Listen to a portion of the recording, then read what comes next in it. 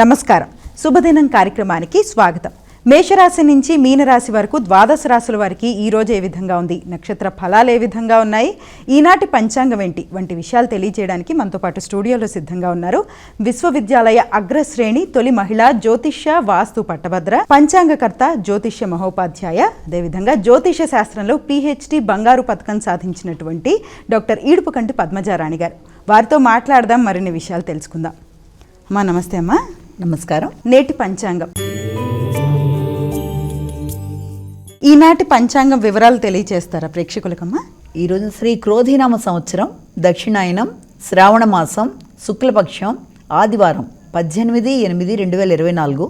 ఈరోజు సూర్యోదయం ఉదయం 6 గంటలకి, సూర్యాస్తమయం సాయంత్రం 6 గంటల 40 నిమిషాలకి, తిథి చతుర్దశి రాత్రి తెల్లవారుజామున 3 గంటల 4 నిమిషాల వరకు, నక్షత్రం ఉత్తరాషాఢ ఉదయం 10 గంటల 15 నిమిషాల వరకు, యోగాలు ఆయుష్మాన్ ఉదయం 7 గంటల 51 నిమిషాల వరకు, కరణము భవ సాయంత్రం 4:31 వరకు, వణిజ రాత్రి తెల్లవారుజామున 3 గంటల 4 నిమిషాల వరకు, రాహుకాలం సాయంత్రం 5 గంటల 5 నిమిషాల నుంచి 6 గంటల 40 నిమిషాల వరకు, గుళిక కాలం మధ్యాహ్నం 3 గంటల 30 నిమిషాల నుంచి 5 గంటల 5 నిమిషాల వరకు, యమగండం మధ్యాహ్నం 12 గంటల 20 నిమిషాల నుంచి 1 గంట 55 నిమిషాల వరకు, అభిజిత్ ముహూర్తం మధ్యాహ్నం 11:54 నిమిషాల నుంచి 12:45 నిమిషాల వరకు, దుర్ముహూర్తం సాయంత్రం 4 గంటల 58 నిమిషాల నుంచి 5 గంటల 49 నిమిషాల వరకు, అమృతకాలం రాత్రి 10:40 నుంచి 12:08 వరకు, వర్జ్యం మధ్యాహ్నం 1:54 నుంచి 3 గంటల 22 నిమిషాల వరకు. ఇది నేటి పంచాంగం. నేటి రాశి ఫలితాలు. మేషరాశి,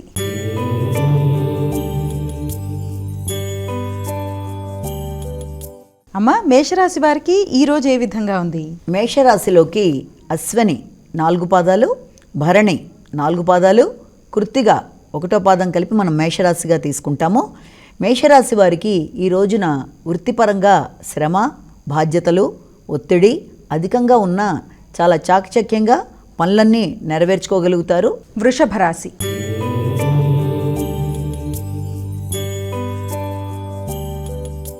అమ్మ వృషభ రాశి వారికి ఏ విధంగా ఉంది? వృషభ రాశి వారికి వృషభ రాశిలోకి వచ్చేవి చూస్తే మనం కృత్తిక 2, 3, 4 పాదాలు, రోహిణి 1, 2, 3, 4 పాదాలు, అలాగే మృగశిర 1, 2 పాదాలు కలిపి మనం వృషభ రాశిలోకి తీసుకుంటాం.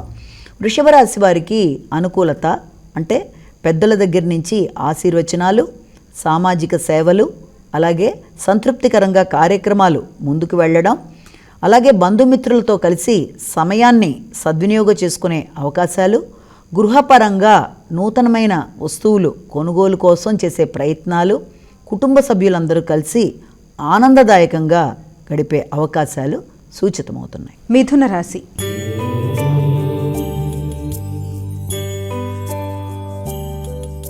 అమ్మ మిథున రాశి వారికి ఎలా ఉంది ఈరోజు? మిథున రాశిలోకి మనం గనక తీసుకున్నట్లయితే మృగశిర 3, 4 పాదాలు, అలాగే ఆరుద్ర 1, 2, 3, 4 పాదాలు, అలాగే పునర్వసు 1, 2, 3 పాదాలు కలిపి ఈ 9 పాదాలు మనం మిథున రాశిలోకి వస్తాయి. మిథున రాశి వాళ్ళకి ఆకస్మికంగా ఆదాయాలు రావడము, అంతేకాకుండా ఏదన్నా మానసికంగా కొంత ఆలోచనలు అధికమయ్యి దానివల్ల కొంత మానసిక వ్యాకులత అంటే కొంత ఘర్షణాత్మకమైన వాతావరణం ఏర్పడడం, కుటుంబ సభ్యులతో అభిప్రాయ భేదాలు రాకుండా వీలైనంత జాగ్రత్తలు తీసుకుంటూ ముందుకు వెళ్ళాలి. పౌరుషం పెరుగుతుంది, నాయకత్వ లక్షణాలు పెరుగుతాయి, వ్యక్తుల సహకారం బాగుంటుంది. కర్కాటక రాశి,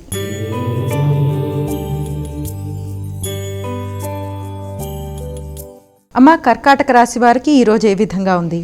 కర్కాటక రాశి పునర్వసు 4వ పాదం, ఆశ్లేష పుష్యమి 1, 2, 3, 4 పాదాలు, ఆశ్లేష 1, 2, 3, 4 పాదాలు కలిపి ఈ 9 పాదాలు మనకి కర్కాటక రాశిలోకి వస్తాయి. కర్కాటక రాశి వాళ్ళకి సామాజిక సంబంధాలు, నూతన పరిచయాలు, కొత్త విధానాల్లో వాళ్ళకి ఆలోచనలు రావడం అనేది, గౌరవం, గుర్తింపు, ఇష్టకార్యసిద్ధి మొదలైన వాటికి అవకాశాలు, వ్యక్తిగత గౌరవం పెరగడం అనేది మొదలైనవి సూచిస్తున్నాయి. అయితే వ్యక్తులతో అపార్థాలు రాకుండా వీలైనంత ఘర్షణాత్మకమైన ధోరణి లేకుండా జాగ్రత్తగా ముందుకు వెళ్ళి పనులను నిర్వర్తించుకోవాలి. సింహరాశి,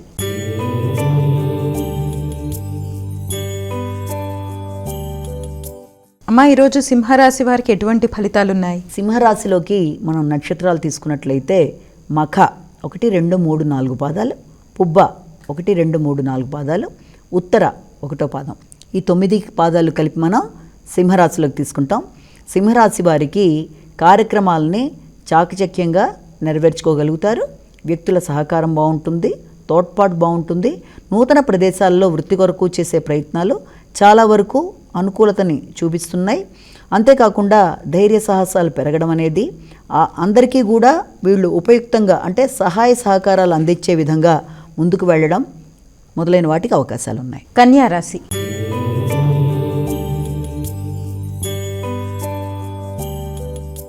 అమ్మ, కన్యా రాశి వారికి ఎలా ఉంది ఈరోజు?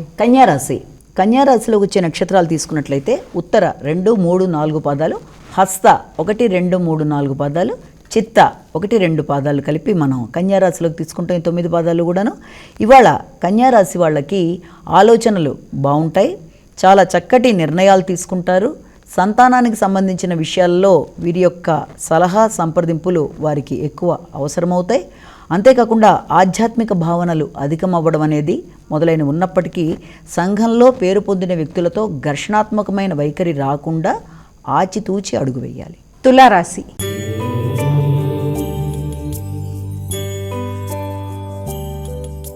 అమ్మ, తులారాశి వారికి ఎటువంటి ఫలితాలు ఉన్నాయి ఈరోజు? తులారాశి వారి నక్షత్రాలు చూసుకున్నట్లయితే వీరికి మనం చిత్త నక్షత్రం 3, 4, స్వాతి 1, 2, 3, 4 పాదాలు, అలాగే విశాఖ 1, 2, 3 పాదాలు, ఈ 9 పాదాలు కలిపి మనం తులారాశి కిందకి తీసుకుంటాం. తులారాశి వారికి ఈ రోజున గృహ వాతావరణం కొంత అనుకూలంగా ఉంటుంది. వాళ్ళు ఆశించిన విధంగా నిర్ణయాలు తీసుకుంటూ ముందుకు పెడతారు. దినచర్యలో మార్పులు రావడం అనేది అంటే సిస్టమేటిక్గా వీళ్ళు ఒక ప్రణాళిక వేసుకుని దాని ప్రకారం వెళ్ళడం, సంతానపరమైన విషయాలలో వాళ్ళకి సహకరించటం, ఆశించిన లాభాదులు అంటే వాడు వ్యక్తిగతమైన లాభాలు కానీ లేకపోతే వృత్తిపరమైన విషయాల్లో కానీ ఆకస్మికమైన లాభాలు రావడం, దానివల్ల ధైర్య సాహసాలు పెరగడం మొదలైన వాటికి అవకాశం ఉంది. వృశ్చిక రాశి.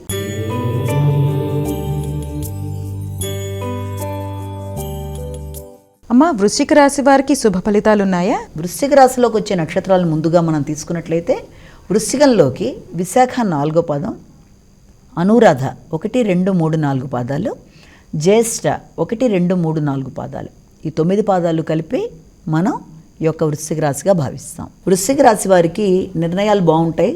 ధైర్యంగా నిర్ణయాలతో పాటుగా పరాక్రమం బాగుంటుంది. ఇతరులకు సహకరిస్తూ సహకారాన్ని తీసుకుంటూ యుక్తిగా ముందుకు వెడుతూ ఆశించిన ఫలితాలని సాధించడానికి అనుకూలమైన సమయం. వృత్తిపరంగా అధికారులతో నూతన పరిచయాలు, అంతేకాకుండా వాహనానికి సంబంధించిన విషయాల్లో కొంత ఇబ్బందులు అనేవి ఎదుర్కొనే అవకాశం ఉంది కాబట్టి వీలైనంత చూసి ముందడుగు వేయడం మంచిది. ధనుస్సు రాశి.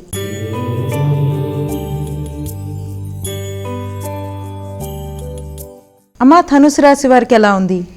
ధనస్సు రాశి ముందుగా దాంట్లోకి వచ్చే నక్షత్రాలను మనం తీసుకున్నట్లయితే మూల 1, 2, 3, 4 పాదాలు, పూర్వాషాఢ 1, 2, 3, 4 పాదాలు, ఉత్తరాషాఢ 1వ పాదం, ఇవన్నీ కలిపి మనం ధనస్సు రాశిలోకి తీసుకుంటాం. ఈ ధనస్సు రాశి వాళ్ళకి ఆదాయపరమైన విషయాల్లో కానీ లేకపోతే రావాల్సిన లాభాల విషయంలో కానీ కొంత అనుకూలతని సూచిస్తున్నా కూడా అనుకోని ఆటంకాల వల్ల రావలసిన ధనం కొంత ఆలస్యాలు అయినప్పటికీ మొత్తం మీద ధనాన్ని అందుకునే అవకాశాలు కనబడుతున్నాయి. అయితే దాంతోపాటుగా వృత్తిలో కానీ లేకపోతే ఎవరన్నా పెద్దవారిని కలిసే విషయంలో కానీ మాటలప్పుడు కానీ కొంత కొత్త వ్యక్తుల పరిచయాలు కొంత అసంతృప్తి కలిగించే అవకాశాలు ఉన్న రీత్యా వీలైనంత వరకు అసంతృప్తిని అధిగమించే విధంగా పుణ్యబలాన్ని పెంచుకుంటూ పుణ్యబలం పెంపొందే విధంగా శ్రీరామ జయరామ జయ జయ రామరామ అని అనుకుంటూ నూతన వ్యక్తుల పరిచయంలోకి వెళ్ళినట్లయితే చాలా వరకు అనుకూల ఫలితాలు వచ్చే అవకాశాలు ఉన్నాయి. మకర రాశి.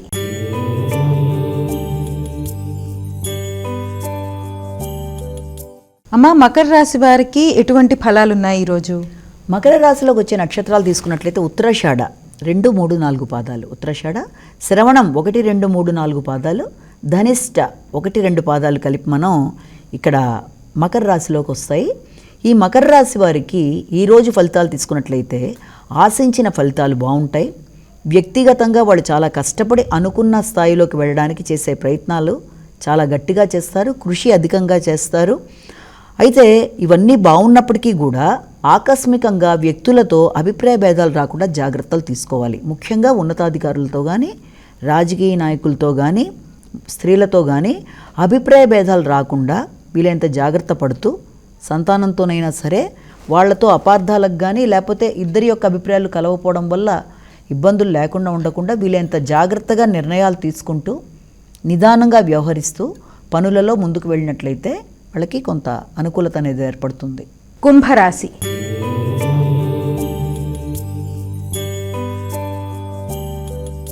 అమ్మ, కుంభరాశి వారికి ఏ విధంగా ఉంది ఈరోజు? కుంభరాశిలోకి వచ్చే నక్షత్రాలు తీసుకున్నట్లయితే ధనిష్ట 3-4 పాదాలు, శతభిషం 1-2-3-4 పాదాలు, అలాగే పూర్వభాద్ర 1-2-3 పాదాలని కలిపి మనం ఈ యొక్క కుంభరాశిలోకి తీసుకుంటాము. కుంభరాశి వారికి ఆకస్మికమైన ఖర్చులు, దానివల్ల కొంత ఆరోగ్యపరంగా ఒత్తిడి, శ్రమ అనేవి అధికంగా ఉంటాయి. విశ్రాంతి చాలా అవసరం. మానసిక విశ్రాంతి, శారీరక విశ్రాంతితో పాటు సమయానికి ఆహార స్వీకరణ కూడా వీళ్ళకి చాలా అవసరం. అలాగే భాగస్వామ్య వ్యవహారాల్లో జాగ్రత్తగా ఆచితూచి నిర్ణయాలు తీసుకోవాలి.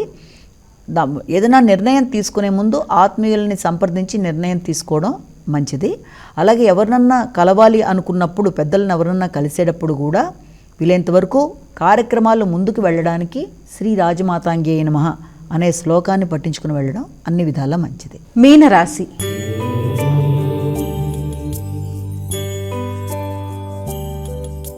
అమ్మ, మీనరాశి వారు ఎటువంటి జాగ్రత్తలు తీసుకోవాలి ఈరోజు? మీనరాశిలోకి వచ్చే నక్షత్రాలను తీసుకున్నట్లయితే మనకి ముఖ్యంగా పూర్వభద్ర 4వ పాదం, ఉత్తరాభద్ర 1-2-3-4 పాదాలు, రేవతి 1-2-3-4 పాదాలు కలిపి ఈ 9 పాదాలని మనం మీనరాశిలోకి తీసుకుంటాం. మీనరాశి వారికి ఈ రోజున ఆశించిన విషయాలలో అనుకూలత, వీళ్ళ ఆలోచనలు సఫలీకృతం అవ్వడం, ఎప్పటి నుంచో చూస్తున్న పనులు ముందుకి కదలడం, రుణములు తీసుకున్న వారు వీరికి చెల్లించటం, అలాగే ఏదన్నా ప్రభుత్వపరమైన పనులలో అవి చకచకా ముందుకు కదిలే అవకాశాలు, ఇలాంటి వాటన్నిటికీ కూడా వీళ్ళకి అనుకూలమైన దినంగానే ఈ రోజును మనం చెప్పచ్చు. అమ్మా, ఈరోజు ద్వాదశ రాశుల వారు పాటించగలిగే సులభమైన పరిహారాన్ని ప్రేక్షకులకు తెలియజేస్తారా? ఈ రోజున 12 రాశుల వారు కూడా ముందుగా ఎవరైనా సరే వాళ్ళ ఇష్టదైవాన్ని ఎలాగూ ప్రార్థన చేసుకుంటారు.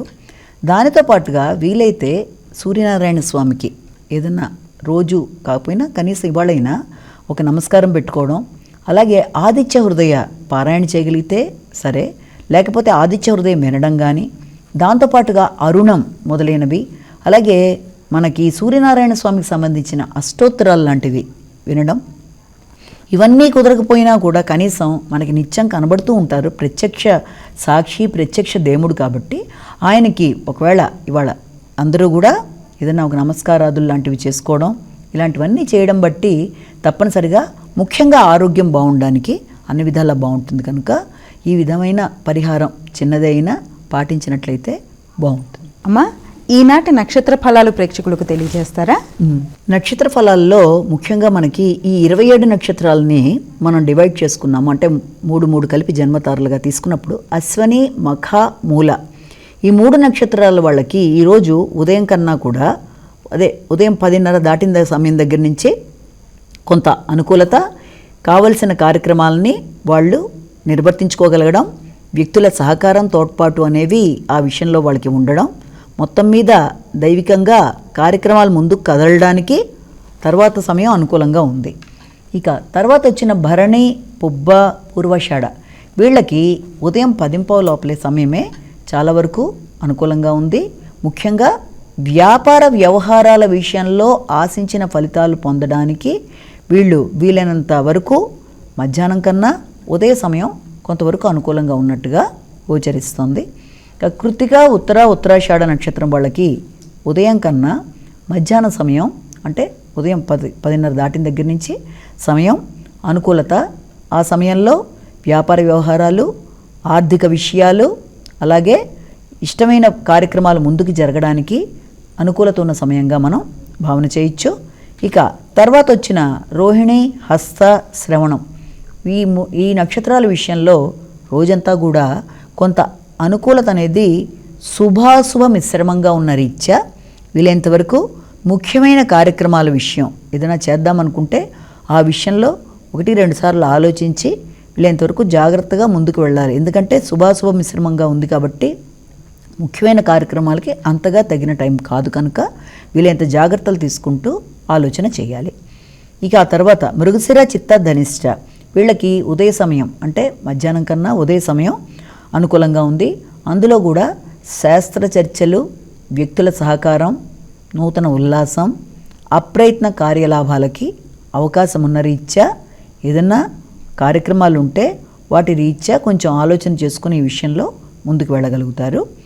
ఇక ఆరుద్ర, స్వాతి, శతభిషం ఈ నక్షత్రాల వాళ్ళకి ఉదయ సమయం కన్నా 10:30 దాటిన దగ్గర నుంచి సమయం కొంతవరకు అనుకూలతనే చూపిస్తోంది. కార్యక్రమాల్లో వ్యక్తుల సహాయం, సహకారం, ఇష్టకార్యసిద్ధి, ధనాదాయానికి, మిత్రులతో గోష్ఠికి, మంచి వ్యక్తుల్ని కలవడానికి కొంత అనుకూలతని ఉదయం కన్నా మధ్యాహ్న సమయమే చూపిస్తున్నది. ఇక ఆ తర్వాత పునర్వసు, విశాఖ, పూర్వభద్ర ఈ నక్షత్రాల వాళ్ళకి ఉదయ సమయం అనుకూలంగా ఉంది. ఉదయం 10:30, 11 లోపల కార్యక్రమాలు కనుక ఏదైనా మొదలు పెట్టుకున్నట్లుగా ప్రయత్నం చేసినట్లయితే సాధనతో పనులు ముందుకు వెళ్ళే అవకాశం ఉంది. వ్యక్తుల సహకారం, తోడ్పాటు బాగుంటాయి. కొత్త పరిచయాలు ఆనందాన్ని ఇచ్చే అవకాశం ఉంది. ఆశించిన విజయాలకి నాందిగా మనం భావన చేయొచ్చు. ఇక పుష్యమి, అనురాధ, ఉత్తరాభద్ర వీళ్ళకి ఉదయ సమయం కన్నా మధ్యాహ్న సమయం అనుకూలంగా ఉంది. ఉదయం అంటే పొద్దున కన్నా మధ్యాహ్నం నుంచి కార్యక్రమాలు ముందుకు పెడతాయి.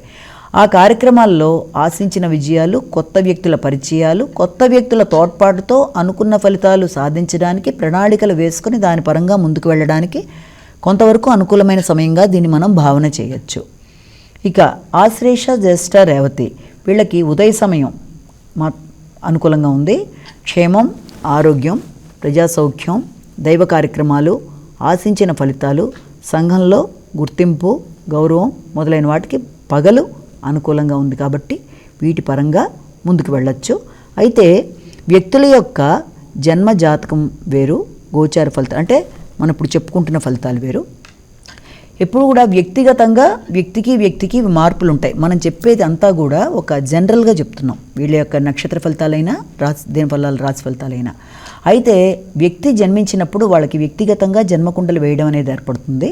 అది వ్యక్తిగత జాతకం. దానితో కలిపి ఈ యొక్క రిజల్ట్స్ చూసుకోవాలి. కేవలం వీటినే చూసుకుని వెళ్ళడం కాకుండా దాంతో కలిపి నడుస్తున్న దశలు, అంతర్దశలు వ్యక్తిగత జాతకంతో కలిపి చూసుకున్నప్పుడు ఫలితాలు, అనుకూలతలు, అననుకూలతలు అన్నవి తెలుస్తాయి. దాని ప్రకారం ముందుకెళ్ళాలి. కేవలం ఇది మాత్రమే చూసుకొని ఈ జనరల్ రీడింగ్స్లో వాళ్ళకే అని కాకుండా వ్యక్తిని ఉద్దేశించి మనం చెప్పట్లా, ఇది జనరల్గా చెప్తున్నది కాబట్టి ఆ విధంగా ఫలితాలని సరిచూసుకుంటూ ముందుకు వెళ్ళాలి. అమ్మ, నేటి విశిష్టతలో భాగంగా అంటే సంతానం అభివృద్ధి పథంలోకి వెళ్ళాలని ప్రతి ఒక్క తల్లిదండ్రులు ఎక్స్పెక్ట్ చేస్తూ ఉంటారు. మరి ఆ తల్లిదండ్రుల ఆశయాలు నెరవేరాలి, ఆ చిన్నపిల్లలు వారి సంతానం చక్కగా రాణించాలి అంటే ఏదైనా విధానం ఉందా అమ్మ? పురాణాల్లో మనం చూసుకున్నట్లయితే పృస్ని, సుతపుడు అని భార్యాభర్తలు ఉండేవాళ్ళు. వాళ్ళు ఏం చేశారంటే సంతానం కోసం వాళ్ళు చాలా రకాలుగా చేసి విష్ణుమూర్తినే బిడ్డగా కోరుకున్నారు. వాళ్ళు కోరుకున్నప్పుడు విష్ణుమూర్తి వాళ్ళకి 3 సందర్భాల్లో బిడ్డగా జన్మించి, మొదటి జన్మలో జన్మించినప్పుడు పృస్ని గర్భుడుగా జన్మించాడు. ఆయన పృస్ని గర్భంలో జన్మించాడు. పృస్ని గర్భుడు ఆయన తపస్సు చేసుకోవడానికి వెళ్ళిపోయాడు. ఇక ఆ తర్వాత ఆయన రెండో జన్మలో వామనుడిగా పుట్టాడు. వామనుడిగా పుట్టిన ఆయన ఏం చేశారంటే దానం కోసం తీసుకోవడానికి వెళ్ళిపోయాడు. ఇక మూడో జన్మ వచ్చేటప్పటికి ఆయన శ్రీకృష్ణుడిగా పుట్టి యశోద దగ్గరికి వెళ్ళిపోయారు. అంటే ఈ 3 జన్మల్లో సంతానం అయితే వాళ్ళు ఆశించినట్టుగా పుట్టినా వాళ్ళ దగ్గర లేకుండా ఇలాగా వెళ్ళిపోవడం అనేది జరిగింది. అయితే ఈ యశోదకి ఒకసారి దూర్వాస మహాముని సంతానం బాగుండడానికి ఆయన ఏం చెప్పారంటే పెరుగుని దానంగా ఇమ్మని చెప్పారు. పెరుగుని దానంగా ఇవ్వడం అంటే ఏంటి? దేవాలయాల్లో దేవుడి దగ్గర పెరుగుని దానంగా ఇవ్వడం బట్టి సంతానానికి సంబంధించిన అభివృద్ధి అనేది ఏర్పడుతుంది. సంతానం మంచి మార్గంలో వెళ్ళడానికి. ఎందుకు అంటే సంతానం ఏర్పడడానికి సంతాన సౌఖ్యానికి చాలా తేడా ఉంది. అంటే చాలామందికి సంతానం ఉంటుంది, కానీ సంతానంతో మేము ఇబ్బంది పడుతున్నాం, వాళ్ళు మా మాట వింటలేదు, చెప్పిన మాట వింటలేదు, లేకపోతే వాళ్ళు మేము అనుకున్న మార్గంలో వెళ్ళటలేదు అనుకునే వాళ్ళని కూడా మనం చాలామందిని చూస్తాం. అంటే ఎలా వాళ్ళు ఆశించారో అదేవిధంగా వీళ్ళు ఉండటం లేదన్న భావన కూడా సంతాన సౌఖ్యంలో తక్కువే కదా. యశోద విషయం తీసుకున్నట్లయితే యశోద శ్రీకృష్ణుడితో చాలా ఆటపాటలన్నింటినీ చిన్నప్పటి నుంచి కూడా ఆవిడ అనుభవించింది. చాలా ఆనందాన్ని చూసింది, ముద్దు మురిపాలన్నీ చూసింది, మొత్తం సంతాన సౌఖ్యాన్ని ఆవిడ పొందగలిగింది అంటే ఆ యొక్క కృష్ణుడితో.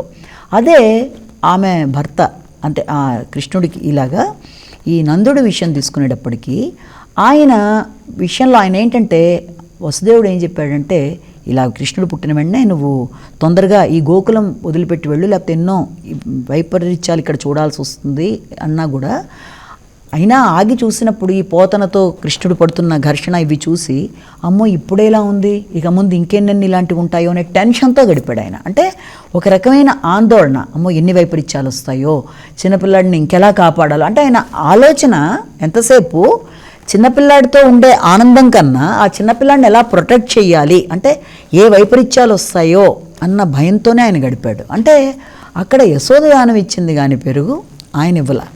కాబట్టి ఎవరైనా సరే తప్పనిసరిగా స్త్రీలు భర్త అంటే భార్యాభర్తలు ఇద్దరూ కూడా సంతాన సౌఖ్యం విషయంలో పిల్లలు రాణించడానికి అభివృద్ధి పరంగా ముందుకు వెళ్ళడానికి దానికి ఒక వయసుతో సంబంధం లేదు. ఇప్పుడు చాలామంది అనుకుంటారంటే ఓహో 10 ఏళ్ల లోపల పిల్లలైతే దానం ఇవ్వాలేమో మనం పెరుగు దానం అనుకుంటాం. కాదు, ఇక్కడ తల్లికి ఎంత ఎదిగినా బిడ్డే.